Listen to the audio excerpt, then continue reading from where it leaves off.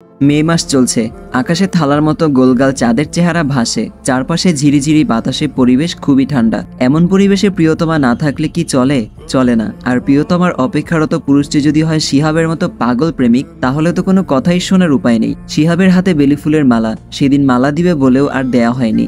Office থেকে জরুরি কাজে সিলেট যেতে হয়েছিল, যাবার সময় নিশিকে বলে যায়নি। 25 দিন পরে ঢাকা ফিরে এলো। এই 25 দিন সে ইচ্ছা করে নিশিকে ফোন দেয়নি। শিহাব দেখতে চায় যে সুতোর আগায় যে আগুনের লেলিহান শিখা লাগিয়ে দিয়ে গেছিল তা আদৌ দাবানলে পরিণত হয়েছে কিনা। হাত ঘড়ির দিকে তাকিয়ে দেখলো রাত 1টা বেজে গেছে। 11টায় বাসায় এসেছে। জার্নি করে এসে ক্লান্ত হয়ে খুব ভালো একটা গোসল দিয়ে মায়ের সাথে টুকটাক কথা বলতে বলতে খাবার খায়। রুমে গিয়ে সুই সুতো খুঁজে বেলি ফুলের মালা গেঁথে নেয়। তারপর ছাদে আসে। চাঁদের আলোয় ছাদের এই মাথা থেকে ও মাথা ফকফকা দেখা যাচ্ছে। ফোন বের করে নিশির নাম্বারে ডায়াল করে। নিশি কাঙ্ক্ষিত নাম্বার থেকে কল পেয়ে বিছানায় উঠে বসে। তার শরীর মৃদু কাঁপছে। এতদিন পরে মনে পড়লো প্রতিটা দিন রাত নিশি একটা ফোনের অপেক্ষায় ছিল। অবশেষে ফোনটা এসেছে। নিশি রিসিভ করে কানে নেয়। কানে নিয়ে শুনতে পায় শিহাব বলছে, ছাদে আছি, 2 মিনিটের মধ্যে চলে আয়। তারপর নিশিকে কিছু বলার সুযোগ না দিয়ে কট করে ফোনটা কেটে দেয়। নিশি বসা থেকে দাঁড়িয়ে যায়। ছাদে, তার মানে বাসায় এসেছে। এত রাতে কিভাবে ছাদে যাবে? রুমে পায়চারি করে কতক্ষণ। অবাধ্য মন ছুটে বেরিয়ে যেতে চায়। অনেক ভেবে তারপর মেইন দরজার কাছে এসে আস্তে করে দরজা খুলে বেরিয়ে আবার বন্ধ করে দেয়। মনে মনে বলে, জীবনের প্রথম চুরি করে কোথাও যাচ্ছি, তাও এত রাতে ছাদে। ভাবা যায় আবার কার জন্য? যাকে খুব অপছন্দ করতাম। ইস, কি হয়ে গেল আমার। ছাদের দরজা ভেরানো। নিশি ঠেলে ভেতরে ঢোকে। চারপাশে চোখ বুলিয়ে দেখে ছাদের দক্ষিণ পাশে শিহাব দাঁড়িয়ে রেলিংয়ে হাতে ঠেকিয়ে তার দিকে তাকিয়ে আছে। নিশির এত উচ্ছ্বাস মুহূর্তেই নিভে যায়। শরীরে ভয়ে কাটা দেয়। শিহাব গম্ভীর গলায় কাছে ডাকে। সে যেতে পারে না, পা যেন আটকে গেছে। তাও ছোট ছোট পা ফেলে কাছে যায়। শিহাব জানতো নিশি আসবে। তার প্রেম প্রকাশ যেহেতু পেয়েছে, নিশি উপেক্ষা করে থাকতে পারবে না। নিশিকে দেখেই বোঝা যাচ্ছে বিছানার আলো থালো বেশিই চলে এসেছে। শিহাব নিশির দিকে তাকিয়ে বলে, ভালো আছিস? নিশির নিজের উপর হঠাৎ করেই খুব রাগ হলো। না বলে চলে গেল। 25 দিনে না ফোন না মেসেজ, এখন এত রাতে হুট করে একটা কথায় ছাদে চলে এলো। ইস, নিশি খুব বেহায়া হয়ে গেল না তো? সেদিন আদর আদর কথা বলে উদাও হয়ে গিয়ে এখন হুট করে এসে ফোন দিয়ে ডেকে নিচ্ছে, আবার খবরও নিচ্ছে। কি পেয়েছে কি? যখন ইচ্ছা মনে কারা নাড়বে আবার চলে যাবে। নিশির মন অভিমানে নুয়ে গেল। অভিমানে সারা অঙ্গ লেপ্টে গেল। নিশির চেহারা খুব সহজ। এই যে অভিমান করে মুখ ফিরে রেখেছে, এটা শিহাবের চোখে পড়েছে। ওমা, আবার কথাও বলছে না। শিহাব এক কবির উপন্যাসে পড়েছিল, নারীরা প্রেমিকের উপরে অভিমান করে, তারা চায় প্রেমিক অভিমান ভাঙাক। আগুনে শিখা বুঝি গা ছুঁয়ে দিল। এবার দাবানলের অপেক্ষা। শিহাব হাসলো। 2 কদম এগিয়ে এসে নিশির 2 হাত টেনে নিজের হাতে নিল। সেদিনের মতোই আদর গলায় বলল, আমার পাখিটা রাগ করেছে। এখন একটি অ্যাড চলবে, আপনারা চাইলে স্কিপ করতে পারেন। গাইস, 1x হচ্ছে সবচেয়ে বিশ্বস্ত বুকমেকার, যা পিএসজি এবং সিরিয়া অ্যাপের অফিসিয়াল পার্টনার, যেখানে আপনি cricket, football, tennis live match দেখতে এবং তাদের স্কোর ভবিষ্যৎবাণী করে সহজেই অর্থ উপার্জন করতে পারবেন। সেই সাথে বিএমডব্লিউ গাড়ি, আইফোন, ল্যাপটপ এবং আরও অনেক নগদ পুরস্কার জেতারও সুযোগ রয়েছে। এই অ্যাপটিতে আপনি crash, crystal, under and over 21 ইত্যাদি গেম খেলে সহজেই আয় করতে পারবেন। আপনি বিকাশ, নগদ, ব্যাংক, ক্রিপ্টো, পেপাল এবং অন্যান্য সহজ পদ্ধতির মাধ্যমেই সহজেই আপনার জেতা টাকা তুলতে পারবেন। এখানে আপনি 24 ঘন্টা 7 দিন গ্রাহক সহায়তা পাবেন। তাই এখনই পিন কমেন্টের লিঙ্ক ব্যবহার করে রেজিস্ট্রেশন করুন অথবা গুগলে 1x সার্চ করে রেজিস্ট্রেশন করুন। আর হ্যাঁ, রেজিস্ট্রেশনের সময় আমার প্রোমো কোড 1MARUF ব্যবহার করে প্রথমবার ডিপোজিটে 20,000 টাকা পর্যন্ত জেতার সুযোগ পান। নিশি চোখে চোখ রাখলো। শিহাবের মুখে তাকে পাখি বলতে শুনতে পেয়ে তার নরম মন কমলীর লতার মতো কেঁপে উঠল। ঠোঁট ফুলিয়ে বলল, আমি কারো পাখি না। শিহাব মাথায় মাথা ঠেকালো। লম্বা চওড়া শিহাবের কাছে নিশির শরীরটা একটু চড়ুই পাখির সাইজ। বলিষ্ঠ হাতের যখন কোমরে হাত রেখে আরেকটু কাছে টানলো, নিশির সারা শরীর অজানা ভয়ে কেঁপে উঠল। রাতের শীতল বাতাসে নাকি শিহাবের ছোঁয়ায়, কে জানে। নিশির গায়ের প্রতিটা পশম দাঁড়িয়ে যায়। নিঃশব্দে দাঁড়িয়ে তাদের অস্বস্তি জানান দেয়। চোখ বন্ধ করে শ্বাস নিল। নিশি ভয় পাওয়া চেহারা দেখে শিহাব মজা পেল। আমি যদি ফিরে না আসতাম সেটাই ভালো হতো। নিশির চোখে পানি জমে আসলো। জলভরা চোখে সামনের বিরক্তিকর পুরুষটির দিকে তাকালো।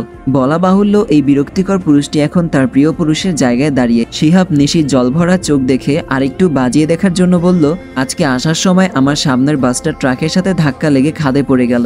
ওই বাসে আমি থাকলে বোধ হয় ভালো হতো। এখন কারো অন্ধকার মুখ দেখতে হতো না। প্রিয়জনকে হারানোর ভয়ে নিশি আকুল হয়ে শিহাবের চোখে চোখ রাখে।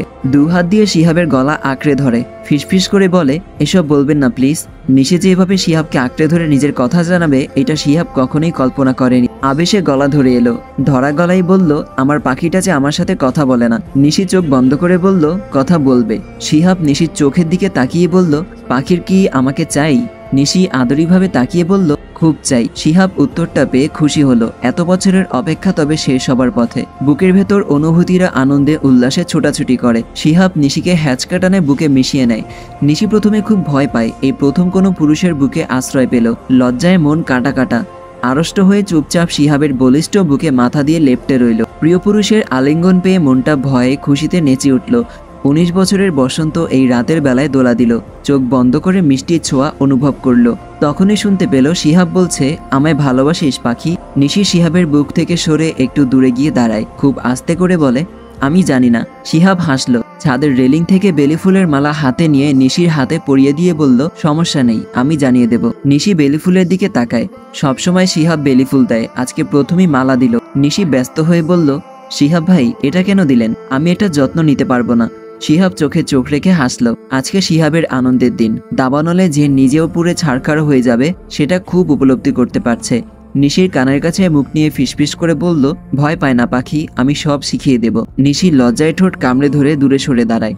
আজকে অনেকদিন নোহা রাফিকে জ্বালায় না। কি দরকার এত বিরক্ত করার? সে তার মতো থাকুক। দূর থেকেও ভালোবাসা মানুষকে দেখে শান্তি।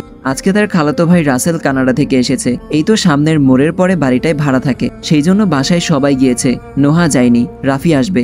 খাবার দেওয়ার বাহানায় ও কিছুটা বেশি সময় তাকে দেখতে পারবে, সেই আশায় বসে আছে। রাত 9টা বাজার পরেও তখন রাফি এলো না। তখন নোহার চিন্তা হলো, সচরাচর রাফি এত দেরি করে না, 7টা থেকে 8টার মধ্যে চলে আসে। রাফির আসার সময়টা নোহার মুখস্থ। লুকিয়ে দেখে লোকটা যখন ক্লান্ত দেহ নিয়ে বাসায় ঢোকে, গলার টাই আলগা হাতে খুলে নেয়। তখন নিশি অপলক দেখে। পুরুষ মানুষের এত সুন্দর হওয়ার দরকার আছে? নোহার ভাবনার অবসান ঘটিয়ে 9:30টায় কলিং বেল বাজলো। নোহা হাসি মুখে উচ্ছল তরুণীর মতো ছুটে গিয়ে দরজা খুলল। দরজা খুলে নোহা খুব বিষাদের রঙে ছেয়ে গেল। জিভ দিয়ে শুকনো ঠোঁট ভিজিয়ে দেখলো রাফির পাশে খুব সুন্দরী একটা মেয়ে মডার্ন ড্রেস পরে হাসি হাসি মুখ করে দাঁড়িয়ে আছে। রাফি বিব্রত মুখে বাসায় প্রবেশ করে। নোহার চুপসানো মুখ দেখে রাফির হাত কাঁপছে। মেয়েটা সেই ছোটবেলা থেকেই তার জন্য পাগল। বেহায়ার মতো বারবার তার সামনে নিজের ভালোবাসা প্রকাশ করছে, নিজের দুর্বলতা দেখিয়ে দিয়েছে, কিন্তু রাফি ভুল করেও এক পাও এগিয়ে যায়নি। আজকে জিনিয়া ছুটির সময় বসের সামনে ফট করে বলল আজকে রাফির বাসায় আসবে। বসের সামনে বিধায় আর মানা করতে পারল না। অজ্ঞতা তাকে আনতেই হলো।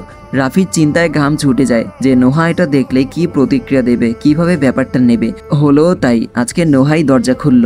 জিনিয়াকে দেখেই কেমন ব্যথাতুর চোখে তার দিকে তাকালো, যেন চোখ দিয়েই বলছে এটা হয় না রাফি। কিন্তু নোহার ভাবনা চিন্তা দূর করে জিনিয়া এক হাত দিয়ে রাফির হাত আঁকড়ে ধরলো। মাখামাখা হয়ে বলল, এখানে দাঁড়িয়ে থাকবে? চলো বাসার ভেতরে যাই। রাফি নোহাকে আরেকবার অবাক করে দিয়ে ভেতরে পা বাড়ায়। নোহা একবার রাফির দিকে তাকাচ্ছে, আরেকবার আঁকড়ে ধরা হাতের দিকে। কই, নোহা ধরলে তো ঝাড়ি মেরে ফেলে দেয়। এই মেয়েটাকে প্রশ্রয় দিচ্ছে কেন?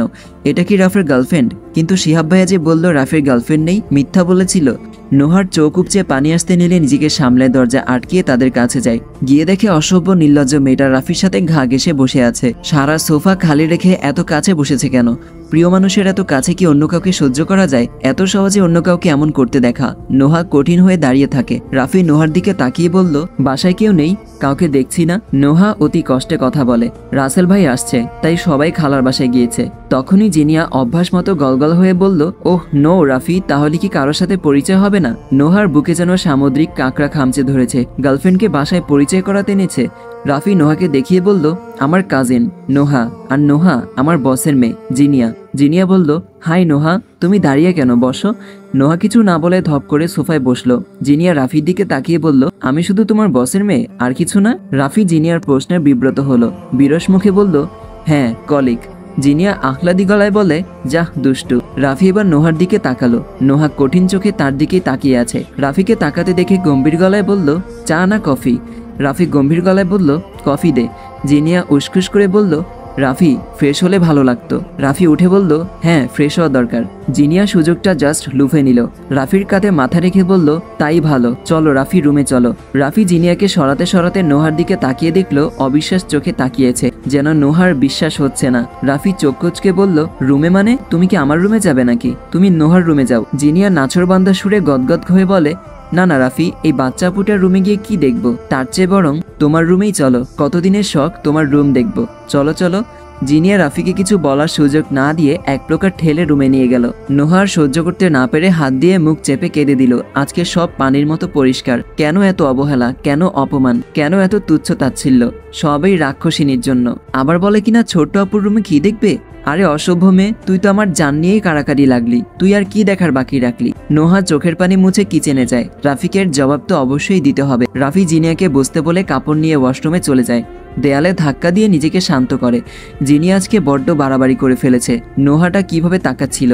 নোহা কফি বানিয়ে রাফির দরজার সামনে আসে। দরজা ভেরানো দেখে ভেতরে ঢোকে। জিনিয়াকে উদ্দেশ্য করে বলে, আপনাদের কফি। এটুকু বলে আর বলতে পারে না। জিনিয়ার হাতে সেদিনের সেই গিফট বক্সটা। নিশি মুহূর্তেই পুরো দুনিয়া ঘুরে গেল। এতক্ষণ যাও মনকে বুঝ দিচ্ছিল, এখন সেটাও নড়বড়ে হয়ে গেল। রাফি তখনই ওয়াশরুম থেকে বের হয়। নোহাকে পাথরের মতো জিনিয়ার দিকে তাকিয়ে থাকতে দেখে রাফি ভালো করে খেয়াল করে দেখে জিনিয়ার হাতে গিফট বক্সটা। Oh shit! রাফি কিছু বলার আগেই নোহা রুম থেকে বেরিয়ে যায়। রাফি তেড়ে আসে জিনিয়ার দিকে। তুমি এটা কেন বের করেছো? আর পার্সোনাল আলমারিতে হাত দেওয়ার আগে অনুমতি লাগে, এটুকু কমন সেন্স নেই নাকি? আরে রাফি, তুমি আলমারি খুলেই গেছিলে, আর কিউরিসিটি থেকেই খুলছিলাম, এটা দেখে ধরলাম। রাফি বুঝলো ভুলটা তারই বোঝা উচিত ছিল জিনিয়া এমনই লাফায় বেশি। আলমারি খুলে যাওয়া একদম উচিত হয়নি। দাঁতে দাঁত চেপে নিজের রাগ নিয়ন্ত্রণ করে। জিনিয়াকে ওয়াশরুমে যেতে বলে রাফি রুম থেকে বেরিয়ে আসে। কিচেনে গিয়ে দেখলো নোহা পাথরের মতো দাঁড়িয়ে কফির কাপে কফি ঢালছে। আজকে নোহা খুব বড় সত্যর সম্মুখীন হলো। রাফিকে নিয়ে মনের প্রতি কোনায় কোনায় স্বপ্ন আঁকা ছিল, কিন্তু রাফি যে আরেকজনের স্বপ্নে মত্ত বুঝতেই পারেনি। সেদিন শিহাব ভাই বলার পরে বিশ্বাস করেছিল রাফির এমন কেউ নেই। এমনি শাড়ি কিনেছিল, কিন্তু আজকে নিজের চোখে যা দেখলো তা তো আর অবিশ্বাস করা যায় না। বুকে ক্রমাগত হাতুড়ি পেটার মতো শব্দ হচ্ছে। চোখ দিয়ে নীরবে পানি পড়ছে। নোহা বারবার চোখের পানি মুছতে দেখে রাফি বুঝলো কাঁদছে। কাছে গিয়ে কাঁধে হাত দিয়ে তার দিকে ফিরালো। কাদার কারণে নাকের ডগা আগুনে লাল হয়ে আছে। টলটল আঁখি, ফোলা ঠোঁট নিয়ে রাফির দিকে তাকিয়ে নোহার মনে হলো এই মানুষটা এমন কিছু করতে পারে না, কিন্তু যা দেখলো তা কি ভুল? জিনিয়ার হাতে দিয়েছে, তার মানে তার জন্যই। রাফি নোহাকে দেখে বুঝে নিল তার মনের অবস্থা। আমি জিনিয়াকে গিফটটা দেইনি, ও নিজেই আলমারি থেকে নিয়েছে। নোহার চোখে আবারও পানি এলো। মাথা নিচু করে বলল, আজকে থেকে আপনি মুক্ত। যান, ওনার কাছে যান। নোহার কথাটা শুনে রাফির বুকের পাখিটা ভালোবাসার তৃষ্ণায় ছটফটিয়ে ওঠে। রাফি কাতর গলায় বলল, সত্যি আমি দেইনি, এটা ওর জন্য কিনিনি। নোহা কিছু বলার আগেই জিনিয়া এলো। এসে বলল, রাফি, বাবা ফোন দিয়েছে, আমায় যেতে হবে। রাফি ভদ্রতা করে বলল, কফিটা খেয়ে যাও। জিনিয়া হাসি মুখে মেনে নিল। জিনিয়া সোফায় গিয়ে আরাম করে বসলো।